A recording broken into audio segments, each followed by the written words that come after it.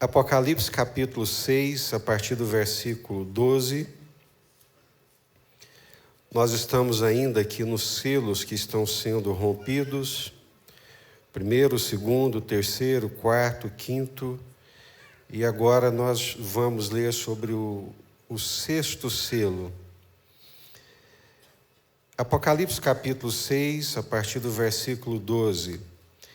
Vi quando o Cordeiro abriu o sexto selo e sobreveio grande terremoto.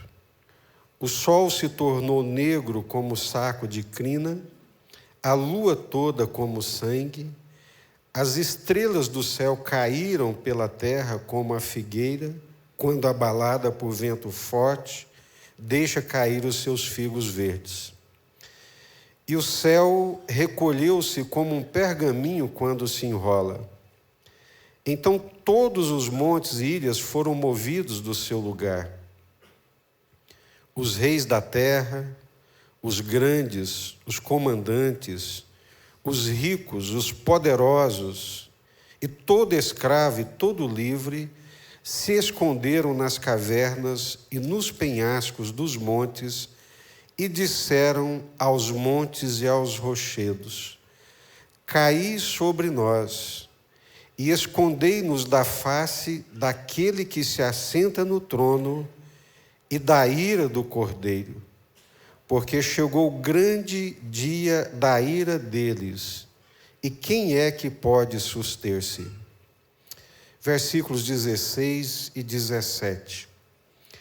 Eles clamaram aos montes e aos rochedos: caiam sobre nós, escondam-nos da face daquele que se assenta no trono e da ira do Cordeiro, porque chegou o grande dia da ira deles, e quem é que pode manter-se de pé, quem é que pode suster-se? Curva a sua cabeça, vamos orar.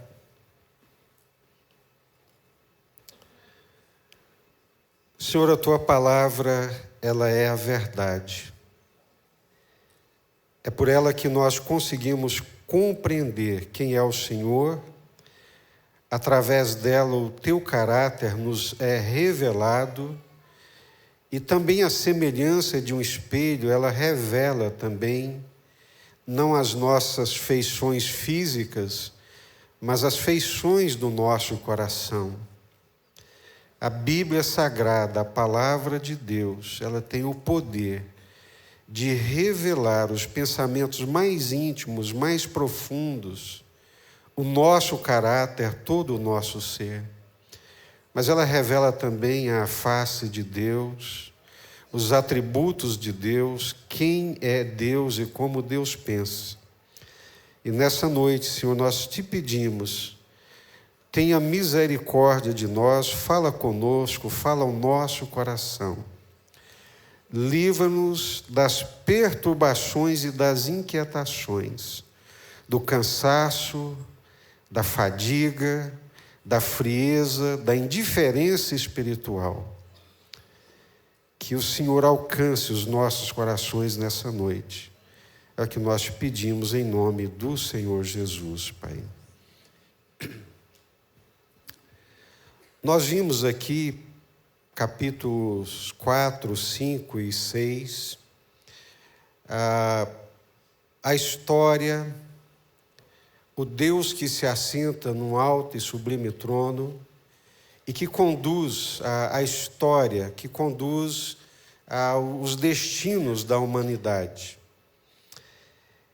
E vimos que essas manifestações de Deus, esse controle de Deus, se dá através de poderes, potestades, ou poderes, sobremodo poderosos que movimentam a história. O poder político, o poder econômico, o poder religioso, as enfermidades, de um modo geral, são poderes, não é?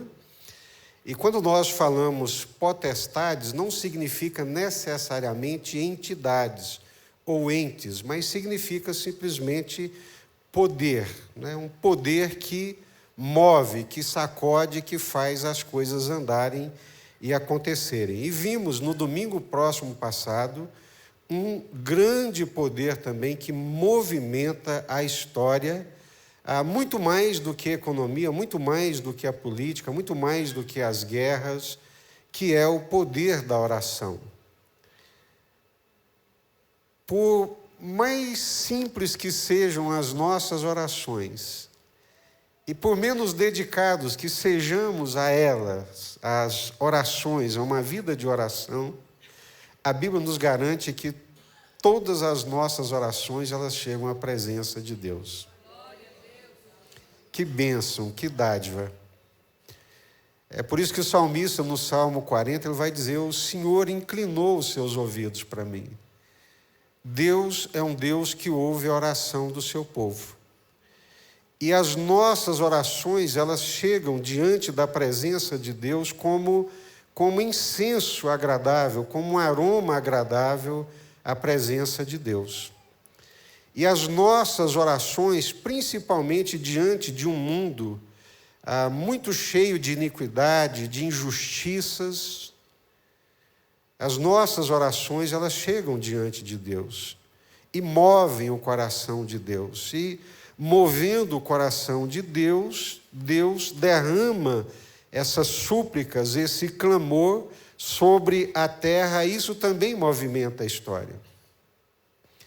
Nós temos uma quantidade enorme de nações que tiveram os seus destinos completamente mudados porque alguém ou um grupo de pessoas começou a orar e começou a interceder.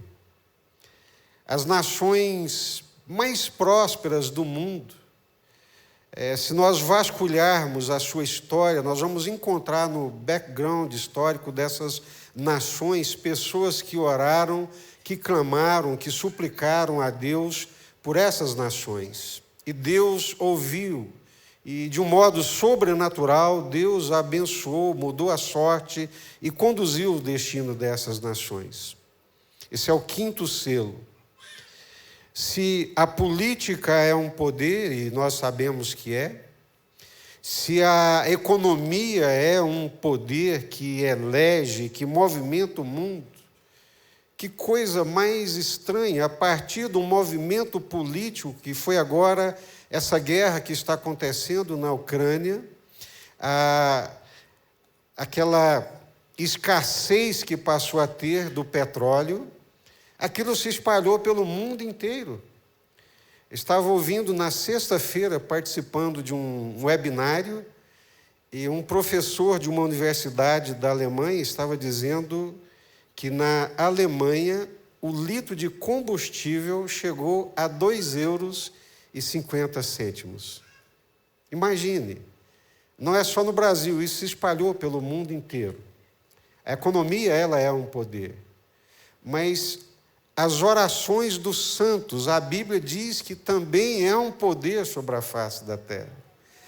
E nós discorremos aqui por muito tempo sobre Elias, que orou por 3 anos para que não chovesse e não choveu. E depois orou insistentemente para que chovesse e choveu. O nosso poder, queridos, não é o político. O poder da igreja não é o poder temporal. O poder da igreja é o poder espiritual.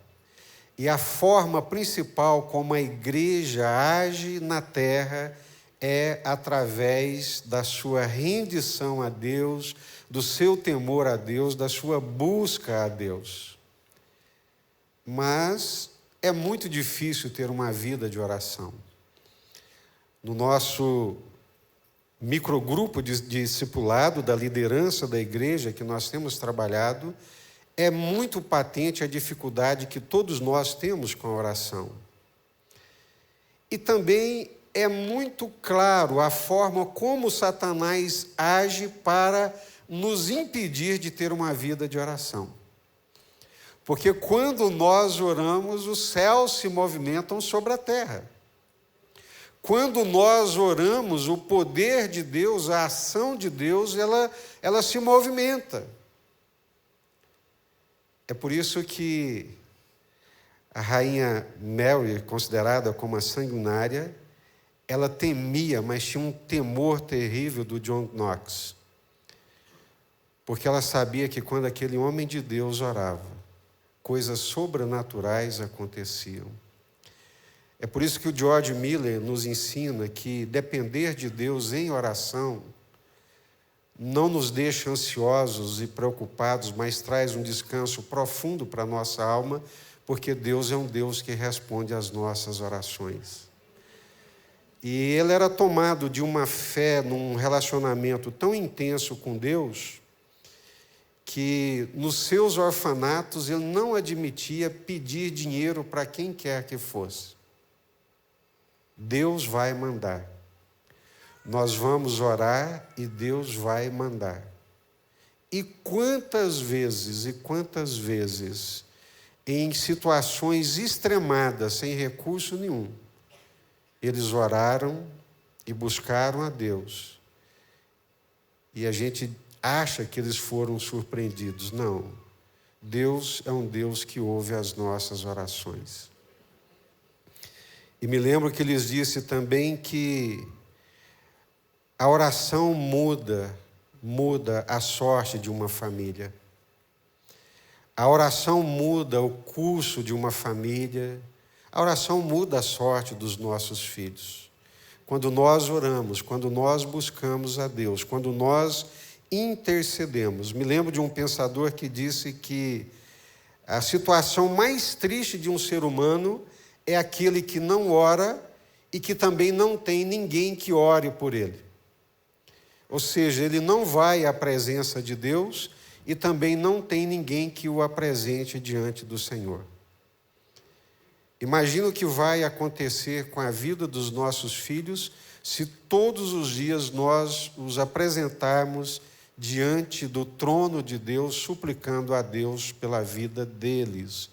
Então, se a política é um poder, se a religião é um poder, se a economia é um poder, se as enfermidades, com toda essa coisa que cerca, né, que movimenta o poder econômico através desses grandes laboratórios, a oração do povo de Deus, aleluia, também é um poder diante da presença de Deus. Esse foi o 5º selo. Agora o 6º selo que o Senhor quebra e que revela a partir daquele livro é sobre a ira de Deus. Quando aquele selo foi quebrado, abriu-se o 6º selo, sobreveio um grande terremoto, abalou-se.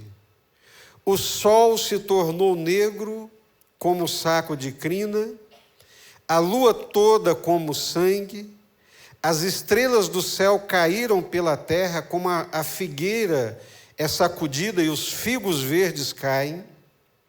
O céu se recolheu como um pergaminho que se enrola. Então todos os montes e ilhas foram movidos do seu lugar. Os reis da terra, os grandes, os comandantes, os ricos, os poderosos, mas também os escravos livres se esconderam. E clamaram aos montes: caiam sobre nós. Escondei-nos da face daquele que se assenta no trono e da ira do Cordeiro. Há uma dificuldade inerente nos dias atuais de aceitar e entender esse atributo de Deus, que é a ira de Deus. Alguns chegam ao ponto de rejeitar o Velho Testamento como se não fosse também palavra de Deus, achando que o Deus do Novo Testamento é completamente diferente do Deus do Velho Testamento. Não, é o mesmo Deus. É o mesmo Senhor. Não é de se admirar que o Deus que ama a justiça odeia a injustiça. Também não deveríamos ficar admirados que o Deus que ama a santidade odeia o pecado.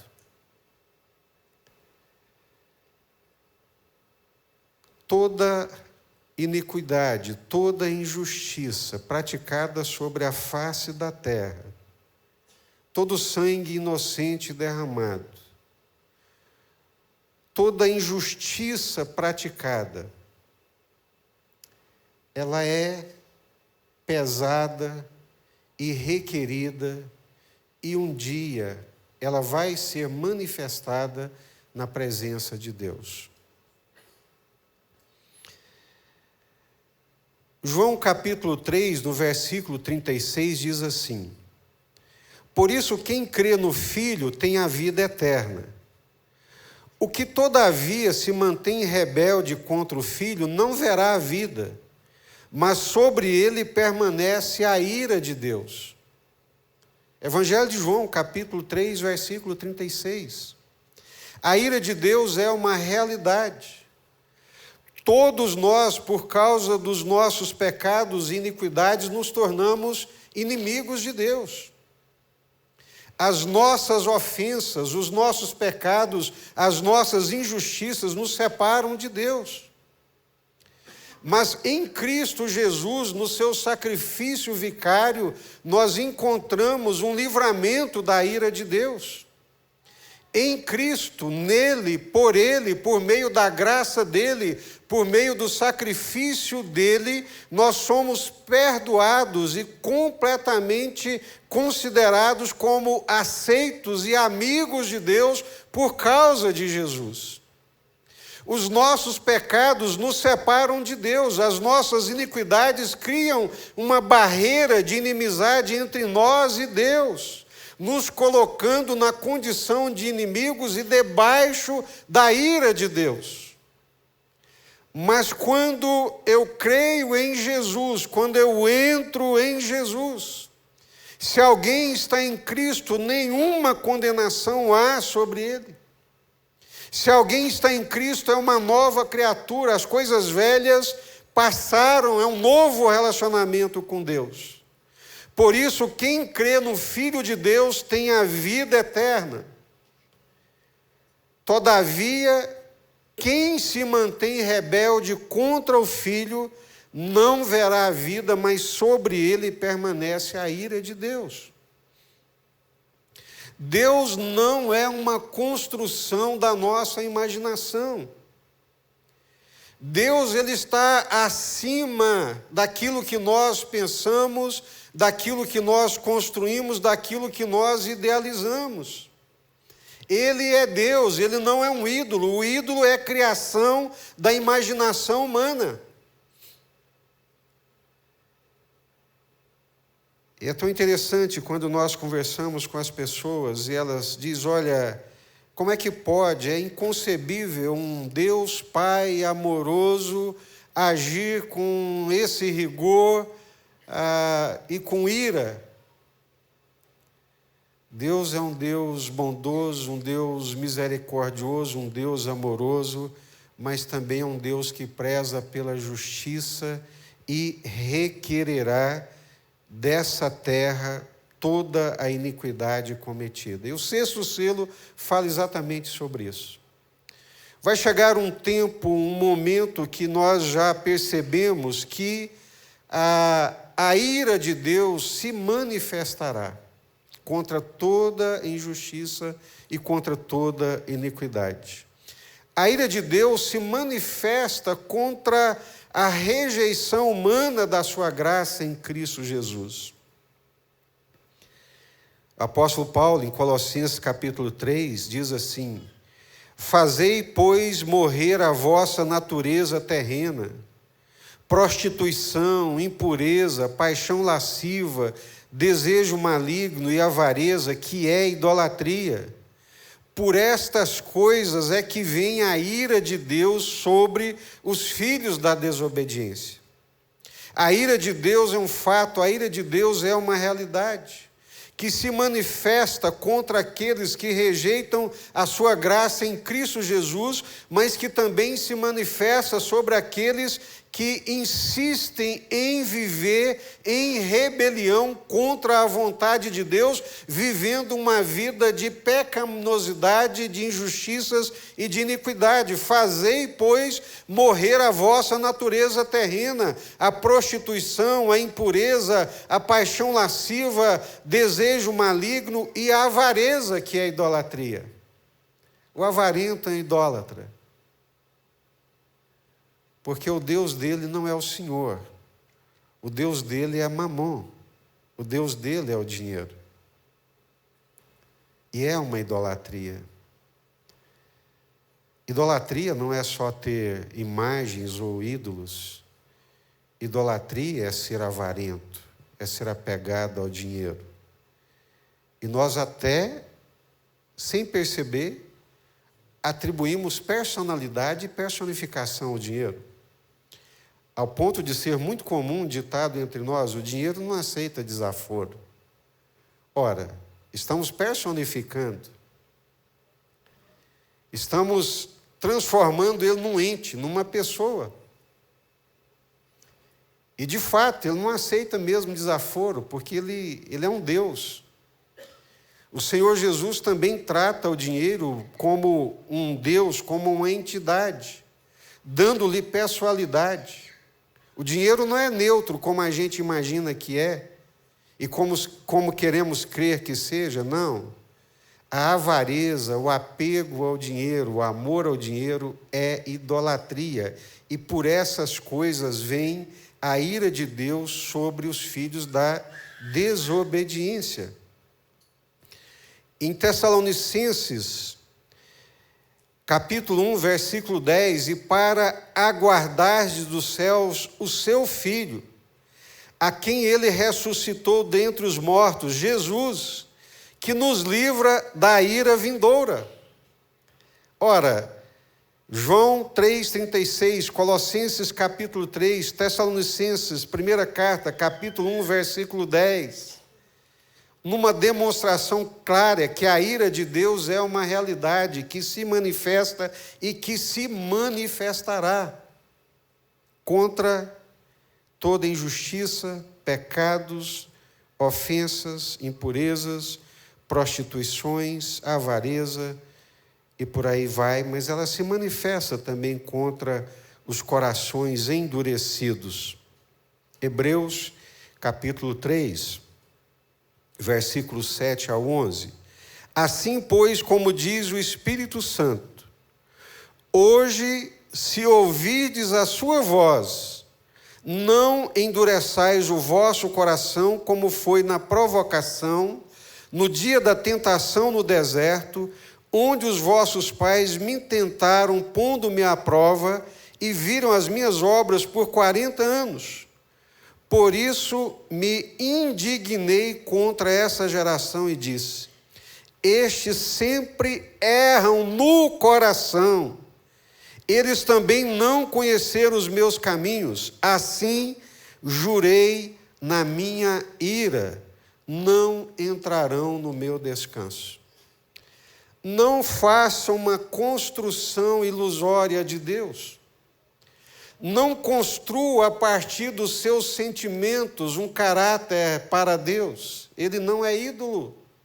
Ele é Deus, ele possui identidade, pessoalidade, atributos que lhe são próprios. E a ira de Deus é um atributo de Deus, uma realidade dos seus atributos e do seu caráter. Deus ira sim, ele é bondoso, ele é misericordioso, ele é amoroso, mas ele é justo e ele se ira contra as injustiças e a iniquidade. Aí quando eu paro para pensar nesse mundo, nesse tempo presente, a minha alma fica aflita como a alma de Ló vivendo em Sodoma e Gomorra.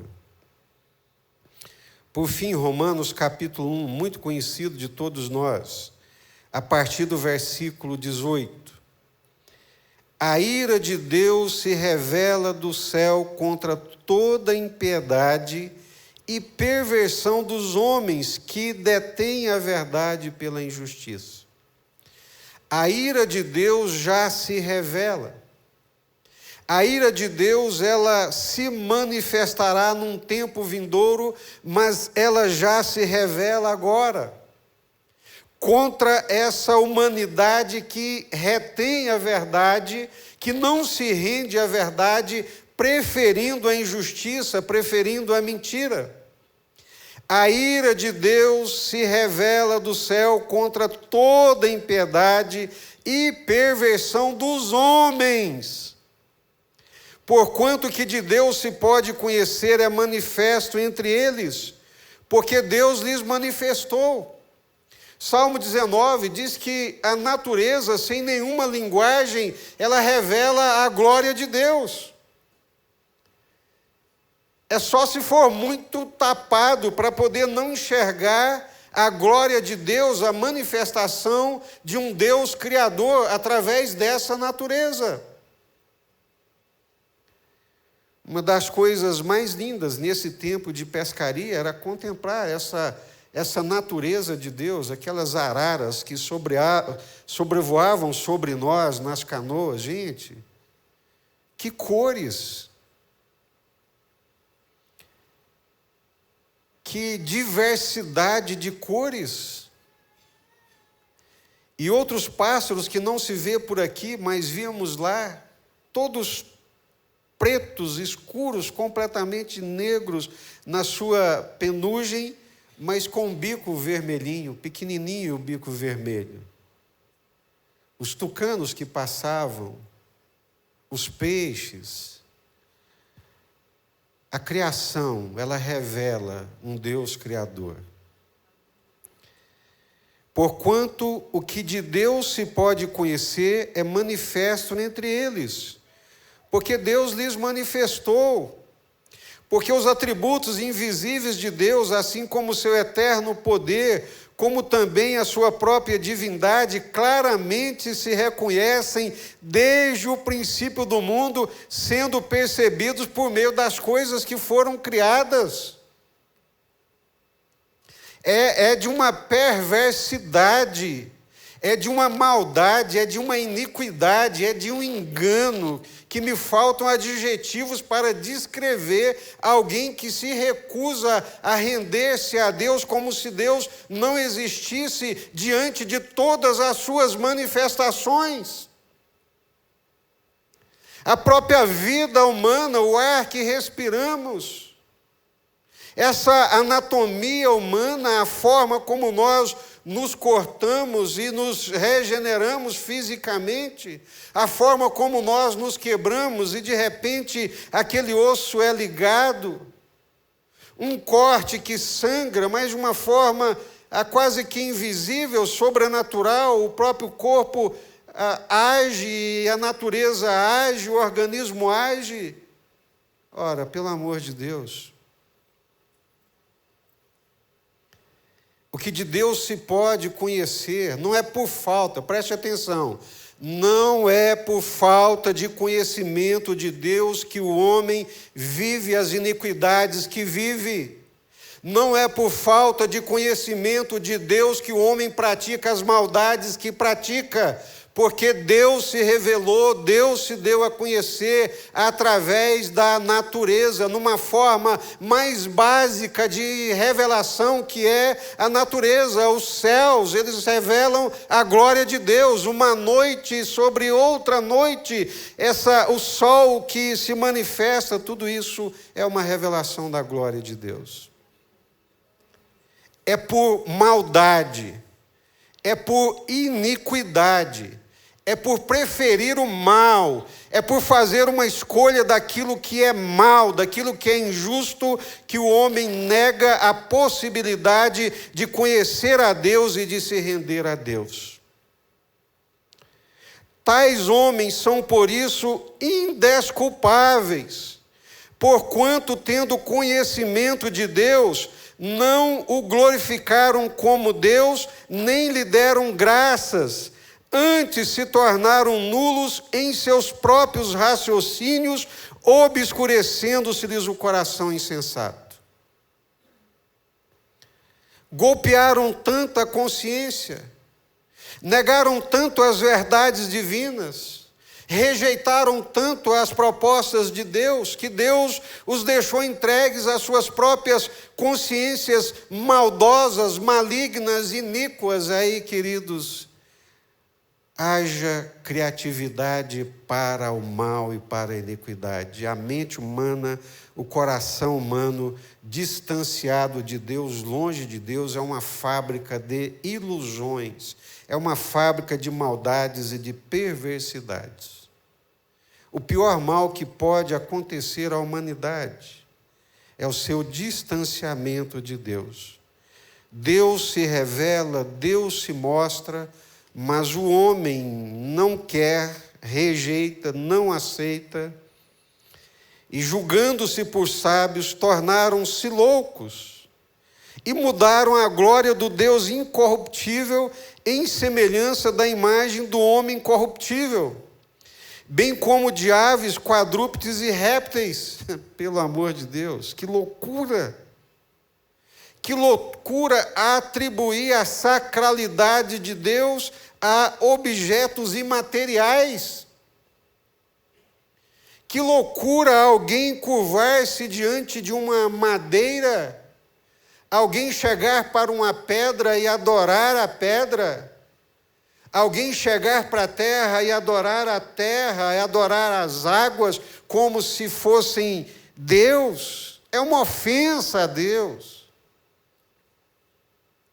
Julgando-se sábios, inculcando-se por sábios, tornaram-se loucos e mudaram a glória do Deus incorruptível, ou seja, não dão glória a Deus, não se rendem a Deus, não reconhecem a Deus, mas se entregam a dar glória àquilo que é inferior a eles, que são as coisas materiais.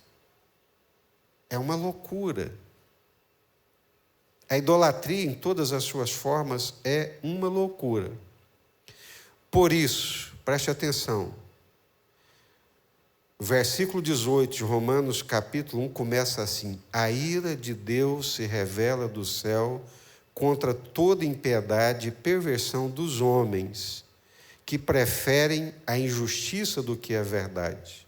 Por isso, conclusivamente, Deus entregou tais homens à imundícia, pelas concupiscências de seu próprio coração, para desonrarem o seu corpo entre si, pois eles mudaram a verdade de Deus em mentira, adorando e servindo a criatura em lugar do Criador, o qual é bendito eternamente.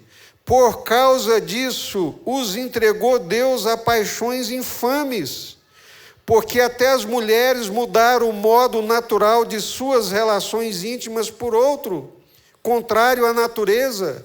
Semelhantemente, os homens também, deixando o contato natural da mulher, se inflamaram mutuamente em sua sensualidade, cometendo torpeza homens com homens e recebendo em si mesmos a merecida punição de seu erro.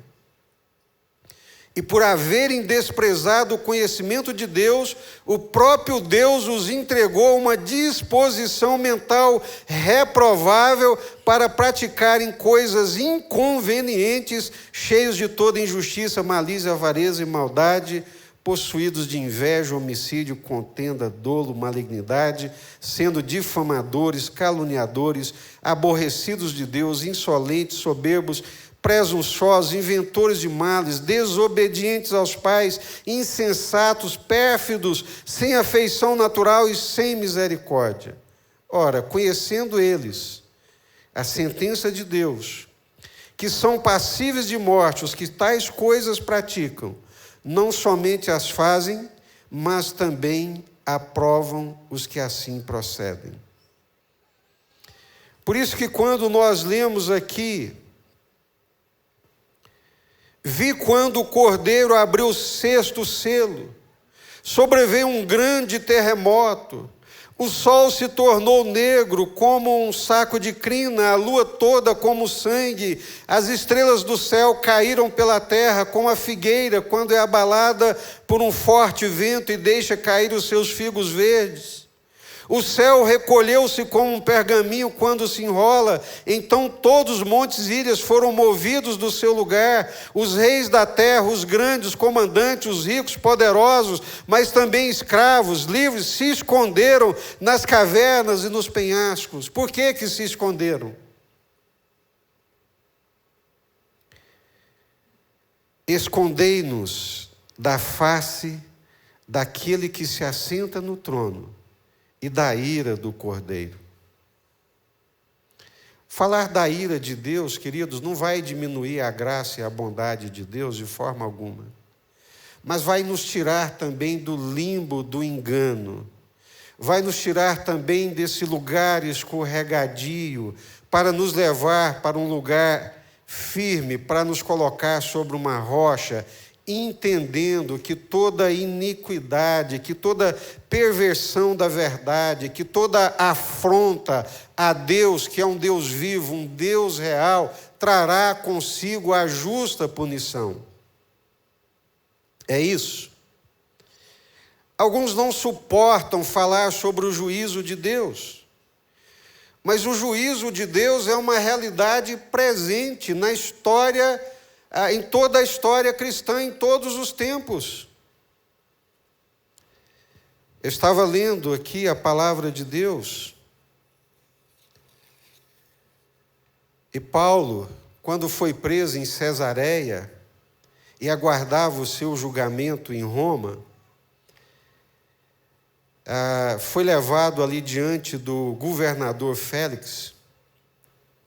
Passado alguns dias, vindo Félix com Drusila, sua mulher, que era judia, mandou chamar Paulo e passou a ouvi-lo a respeito da fé em Cristo Jesus. Dissertando Paulo acerca da justiça, do domínio próprio e do juízo vindouro, ficou Félix amedrontado e disse: basta, retira-te, quando eu tiver tempo eu te chamo. Tragam lá o Paulo, é o governador, deixa eu ouvir esse preso. E Paulo começa a dizer: olha, senhor governador, o senhor está aqui agora numa posição de poder, de justiça, mas eu quero dizer para o senhor que a justiça de Deus é uma realidade. E começou a falar do domínio próprio e do juízo vindouro. E o governador ficou amedrontado. Quando Paulo é levado ali em Atenas, no Acrópolis, ali para discursar para aqueles pensadores, Paulo diz assim: ora, não levou Deus em conta os tempos da ignorância. Agora, porém, notifica aos homens que todos, em toda parte, se arrependam, porquanto estabeleceu um dia em que há de julgar o mundo com justiça, por meio de um varão que destinou e acreditou diante de todos, ressuscitando dentre os mortos. A ira de Deus é uma realidade, o juízo de Deus é uma realidade.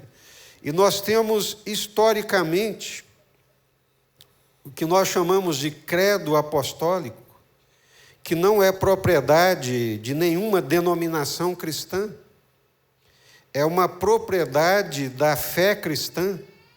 E todos nós nos lembramos do credo apostólico, e ele não deve ser visto como uma reza, mas como uma confissão de fé. E vocês hão de se lembrar, todos nós nos lembramos e fomos instruídos. Por que surgiu o credo apostólico?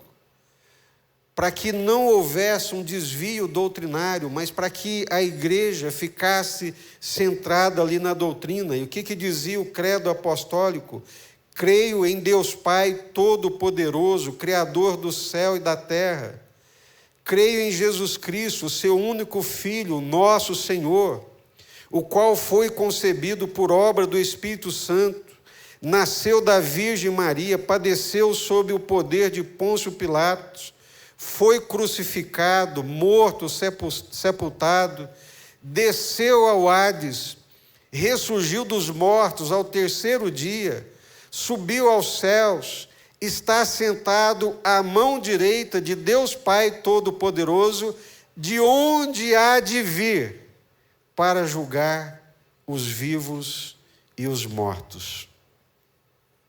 Um dia compareceremos todos nós perante o Senhor. Romanos 14. Tu, porém, por que julgas teu irmão? E tu, por que desprezas o teu? Pois todos compareceremos perante o tribunal de Deus. Você crê na palavra de Deus? Todos compareceremos perante o tribunal de Deus. Todos compareceremos. Todos compareceremos diante do tribunal de Deus, como está escrito. Estou lendo Romanos capítulo 14, versículos 10 e 12. Por minha vida, diz o Senhor, diante de mim se dobrará todo o joelho e toda a língua dará louvores a Deus. Assim, pois, cada um de nós dará contas de si mesmo a Deus. Cada um de nós, cada ser humano vai comparecer diante de Deus. 2 Coríntios capítulo 5, versículos 9 e 10. É por isso que também nos esforçamos, quer presentes, quer ausentes, para lhe sermos agradáveis, porque importa que todos nós compareçamos perante o tribunal de Cristo, para que cada um receba segundo o bem ou o mal que tiver feito por meio do corpo. Você, meu querido, eu, um dia estabelecido por Deus, compareceremos diante do tribunal de Deus, diante do tribunal do Senhor, para que cada um receba o bem ou o mal que tiver feito por meio do corpo. Por isso que quando o sexto selo foi quebrado, e houve uma manifestação na natureza do juízo de Deus, aquelas pessoas tentaram se esconder, tentaram fugir da ira do Cordeiro de Deus. Alguns vão comparecer diante de Deus e vão se curvar diante de Deus, porque viveram uma vida inteira de resistência, de rebelião, de não sujeição à vontade de Deus. Outros comparecerão diante do trono de Deus em celebração. Comparecerão diante do trono de Deus, do tribunal de Deus, em alegria. Porque aqui já se renderam a Deus e à sua vontade. Porque aqui já reconheceram os seus pecados e procuraram, pela graça de Deus em Cristo Jesus, viver uma vida agradável a Deus. Não se iludam. Nós estamos falando aqui de realidades espirituais, de verdades espirituais, contra toda forma de engano e de ilusões. Deus não é uma construção nossa. Deus, ele possui vontade própria e atributos. E Deus é contra toda injustiça, contra toda maldade, contra toda iniquidade. É surpreendente que os reis da terra, os grandes, os comandantes, os ricos, os poderosos, mas também os escravos, os livres, se esconderam nas cavernas e nos penhascos dos montes, dizendo: caiam sobre nós, escondam-nos da face daquele que se assenta no trono e da ira do Cordeiro, porque chegou o grande dia da ira deles, e quem é que pode suster-se? O juízo de Deus começa pela sua própria casa. Ninguém que diga que pertence ao Senhor, que diz que pertence ao Senhor e vive em iniquidade, se engana.